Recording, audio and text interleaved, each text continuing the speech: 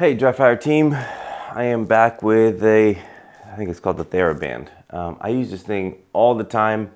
I've probably brought it to you at least once or twice. I think it's good to revisit.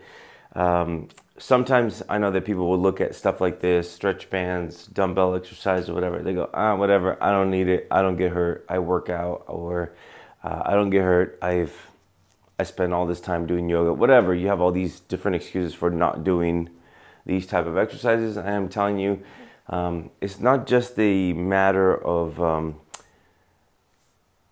staying away from injury. It's also a good way to rehab certain things, strengthen certain joints in places where you're likely to eventually have a problem. So both you get ahead of it, and if you start feeling something in places where you're like, that ain't quite right, it's not just stretching, and it's going to be a strengthening of those joints, ligaments, whatever, all the stuff around the muscles.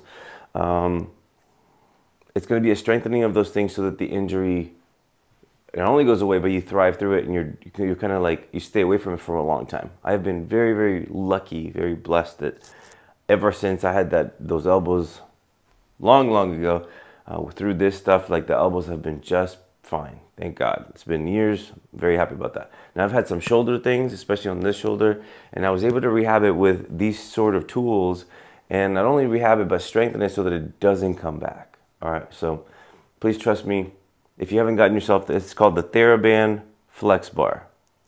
I think I got it on Amazon years ago, and I still use the same one. So, all right. So my favorite exercises on this, things that will both stretch, strengthen, lengthen those muscles, whatever else is associated with muscles. I think it's more than just muscle work here. But again, I'm not a physical therapist. Go see your physical therapist. This is just how I use it and how I would recommend that you use it.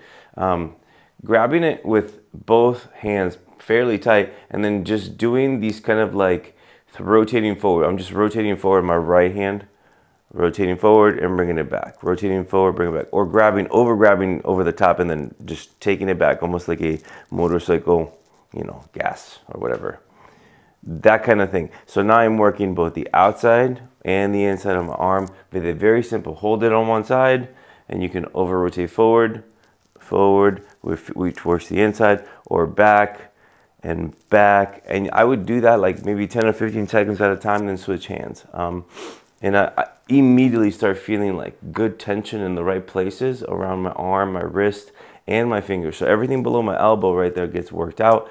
And it's working that strength in unstable places. People that just do stretching, like if you just do these exercises and you just stretch, that's fine. Like you're lengthening those things and you're allowing maybe some blood flow, whatever, to the area. But strengthening, especially in weak places where like you're not going to be super strong when you're like completely tilted back like that, being able to hold that tension in an awkward place or whatever, strengthening in unstable places is a good thing. You should be doing that with your legs, with your lower back. If you're having lower back problems, shoulder problems, neck problems, being able to sustain some tension, some pressure, whatever, in unstable places, unstable places. I don't know if it's unstable or unstable. I think it's probably unstable. Is a good thing. So mobility is part of the game as well. So the one side and the other side, just because you don't want to be lopsided. Again, you're just going to grab under a little bit and then try to bring it to past the right arm, right? Under and then past the right one, and then the other way. You're past it and you're trying to bring it to the other side. Other side. So now you're working inside and outside, and now again, 10-15 seconds at a time, switch arms. 10-15 seconds. This doesn't have to take very long. Probably takes me 5 minutes. I don't know, 5, 6, 7 minutes, depending.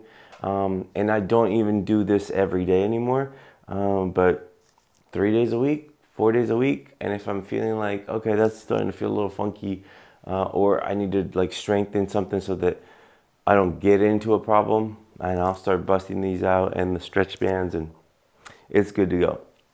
Here's another one that I like to do a bunch. Is it this way? It's this way. All right. So again, one palm is away from me, one palm is towards me, and I will rotate this into flat. And then whichever side I'm trying to work on, this one will be my left side, I just allow it to come back. All right, and then I'll bring it back here. And I'll bring it forward and allow it to come back. Or the other arm. Same hand position, I rotate it forward, and then I allow it to go forward, lengthening this muscle. So both side will have a benefit. And again, it's like, am I doing this right? Am I doing this wrong? I don't know. If you're feeling like there's stuff happening, like you're strengthening, there's definitely like some blood flow in there, you're feeling your muscles activating, that's the big part. It's not just a stretching, activating muscle, activating all the stuff around muscle. If that's happening while you're doing the exercise, you're probably doing something good for yourself. Now, if it hurts, probably shouldn't do that. And if you're like really concerned because you have a medical situation or whatever, you have some kind of injury or something like that, absolutely go see a physical therapist. If you're just an average Joe, you're like me, you're just trying to be at home, trying to do exercises with a simple tool, absolutely do it. Then I would switch to the other side. One palm away, one palm toward me, and I'll go forward, and I'll allow the other one to go forward and get stretched out. Again, may try to hold it for like a few seconds, and it rolls, and it rolls, and it rolls, and it rolls. And I can feel that all the way up to my arm there, and then the other way. And I'll allow it to come back, to come back, to come back, to come back. So now I am trying to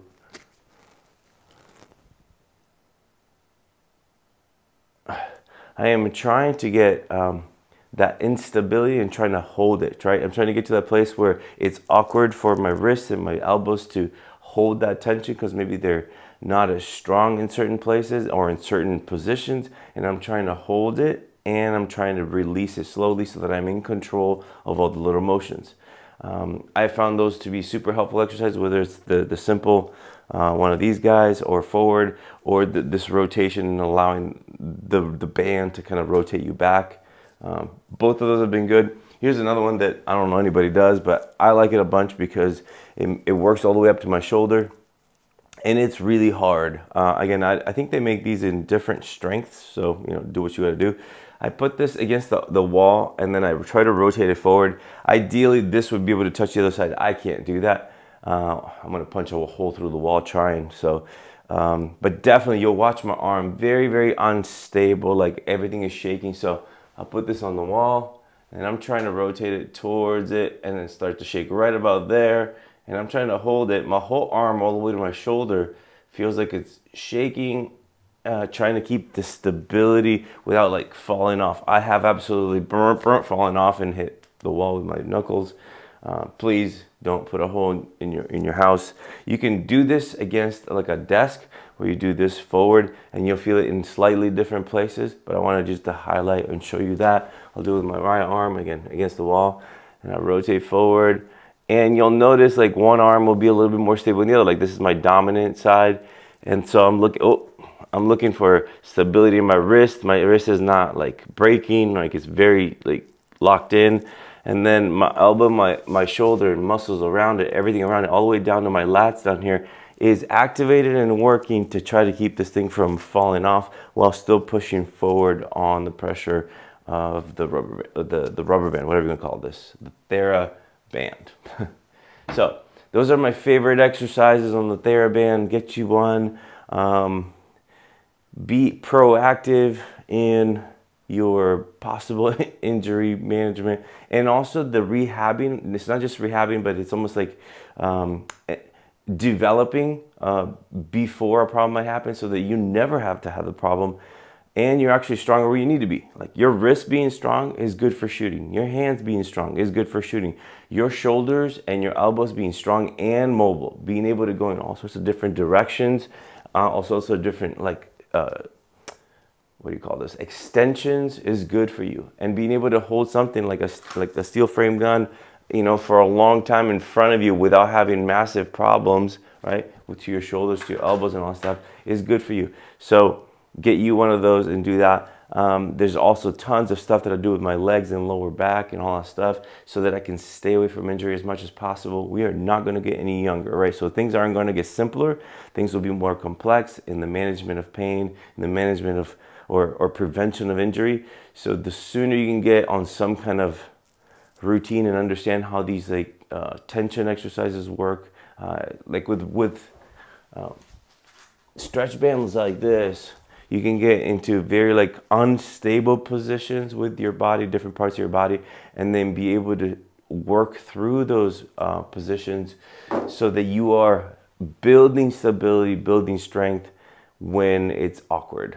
There's tons of times where we have leans and we have like low ports and I don't know, all sorts of different stuff in shooting that you need to learn how to be stronger in those positions, and those will help you a bunch. What if you don't do the shooting sports? Like, I don't need this. You do need this. You like to pick up your kids. You like to pick up your grandkids one day. You like to get on the ground and get back up with your children and grandchildren. You better do some of this, or you're going to be the person that's probably, you have that person in your family that can't do any of this stuff because it's like, oh, my low back always hurts, or my leg always hurts, or I can't get down there and I can't get back up. Man, you don't be that person.